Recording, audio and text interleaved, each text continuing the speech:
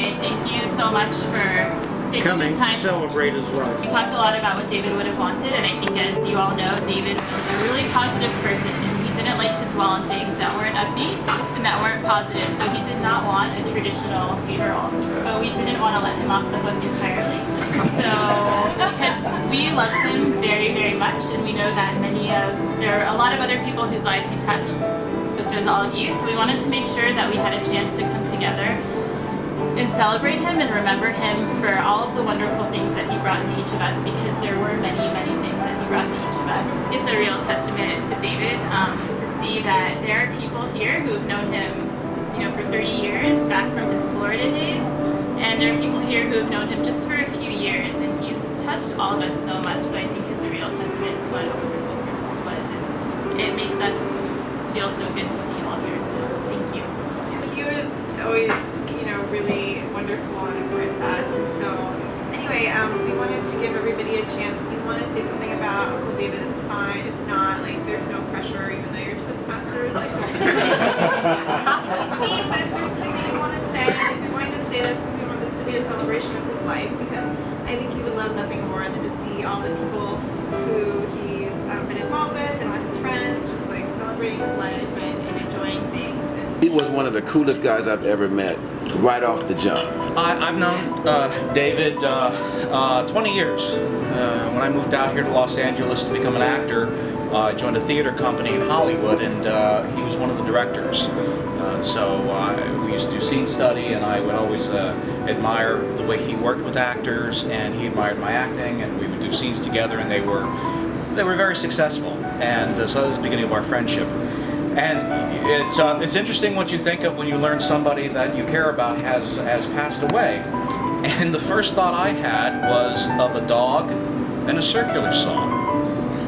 And I thought it was a very strange story that I would think about. And we were in Pennsylvania shooting a movie that I wrote and directed. It was my first film, and he was co-producing it, and he was kind of my safety net on it.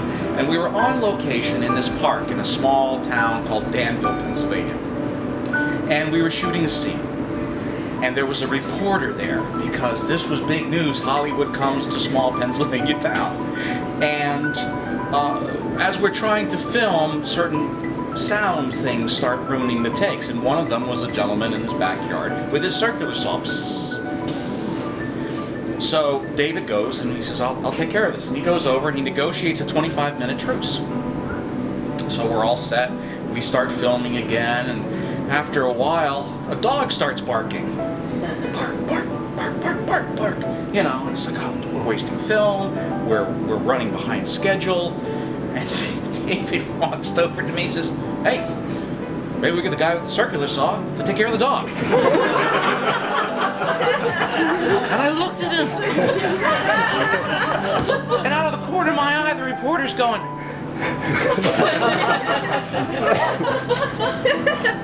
And he goes, what? It was a joke. And I'm reading it, and it's like, this is going to be in here, this is going to be in here. And I'm near the very end of the article. And there it is. That's how they ended the article. We've had about 80 Toastmasters meetings together. That's 160 hours of knowing David. And yet, even with such a small amount of time together, the man really did strike me as someone who was always positive, always optimistic, and always had an enthusiasm for life. So as I thought of coming here, I thought of what to wear. And I thought, what would David wear? And I opened my closet and I looked at about 20 odd shirts, and I thought, the red one. That's what David would wear if he could come to his own celebration. So that's why I'm in red. Celebration of David with his positive enthusiasm for life. I really link with Dave because, let's face it, he's a registered wise ass. He's a card-carrying wise guy, and really enjoyed a sarcastic ending. And I thought that was just fabulous. He's also just along with being a wise guy, he was just a sweet guy too. Years ago, we had an incredibly obnoxious visitor from Ireland who showed up at a meeting, and she just absolutely tried to take over. It was just amazing. What a character she was, and I use that word in lieu of other four-letter words that I'm sure David would have been entirely appropriate with. And one of the things we found out from her that in Irish, or at least in the Dublin dialects, the word kudos means squirrel poo. So after that, as a result of this, of our visitor from Dublin, to greet every single Toastmaster who has a successful run at being the Toastmaster for the meeting, David would always end it with, "And kudos to you."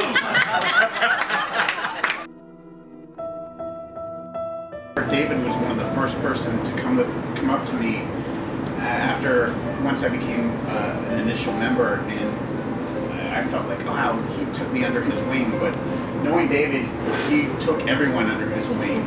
He was the most positive and encouraging person to anyone who joined Toastmasters. Me personally, he meant a lot in terms of bringing out the creativity in my own work and to speech making and to public speaking, and I owe him a lot. And watching, as a Toastmaster and just as a friend and fan of David Kelmachter, you saw the passion he had in terms of meeting people, and especially in giving speeches, in the sense that when he talked, everyone who knows, he'd shake his arms because he'd have so much passion in him that he'd just start shaking, he'd get the words out of him. And then just listening to him talk, whether it was describing a meal he had 20 years ago at a restaurant in Europe, or an experience that he had, he would just find the correct words and bring out the passion to it. And when it came to me actually, and looking back at David and his life, I realized that every moment that he had, he just wanted to give it his all, and it's something that I'll learn from him and I'll carry forward. Thank you, David. He could take something that was a very ugly thing and really spin it to be the right way it should be, and that's what's really classic about David.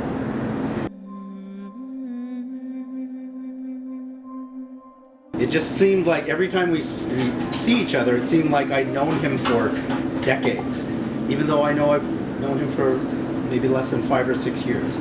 I know we met through Toastmasters. I think it might have been at a Funny Bones meeting or some other district event. But what I remember most about David is every time he would greet me with a handshake, the trademark smile, and he'd be laughing.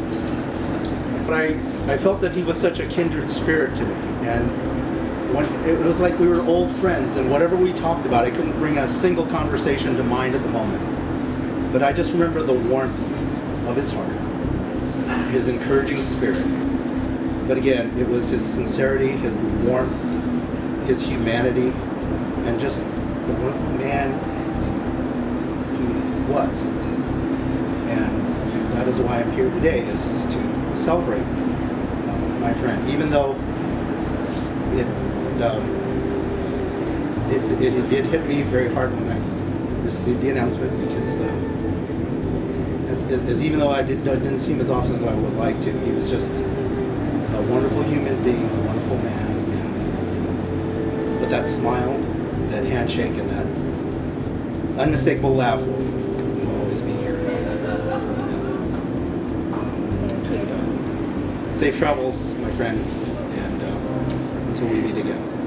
When I was thinking about the things that I could say about him, I thought, God, if I could have somebody say the kind of things that I'm thinking about him when I pass, like if the measure of someone's life could be measured in how they touch another person's human heart, man, this guy lived a successful life, because he touched so many people. I watched him touch everyone in all of his clubs. He cared about his club members in a way that almost none of the other district leaders got. You know, he knew that the way to raise someone up was to help them be the leader, help them figure out how they could help their own club. And he did it by listening, he did it by encouraging, and by modeling love, really, just love. He loved everyone. And I know wherever he is giving of his heart right now. And they are rejoicing. So thank you, David. It was a joy to know you. And Dave and I have worked at 4 or 5 companies together. We wrote a script together. He's unofficial godfather of my daughter. Unofficial because he's Jewish. We're not. But the same thing I keep hearing from the people around here is he was the most positive person. I was able to go to the Motion Picture Academy, and so every Saturday they show movies, and Dave and I would go see a movie, and then we'd go have dinner. And this spanned 10, 15 years. So we've seen a lot of movies. If we weren't there, we'd be at the Directors Guild, or we'd be somewhere else seeing the movies. And we'd be talking about projects that we'd like to do, like the script we wrote. I was always the pessimist, and he was always the optimist. And I miss him. I miss him.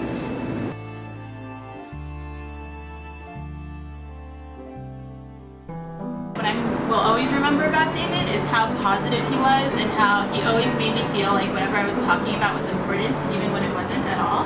He had this way to make you feel like there was a silver lining to it and that you were really special and that it was all, for the best anyway.